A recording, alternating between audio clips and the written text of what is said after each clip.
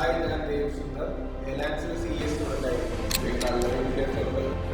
കഷ്ടപ്പെട്ടതിൻ്റെ ആ ഒരു റിസൾട്ട് അങ്ങനെ ഭയങ്കര ഹാപ്പി. നമ്മൾ എഫേർട്ടിലൊരു സക്സസ് ആയെന്ന് പറയുമ്പോൾ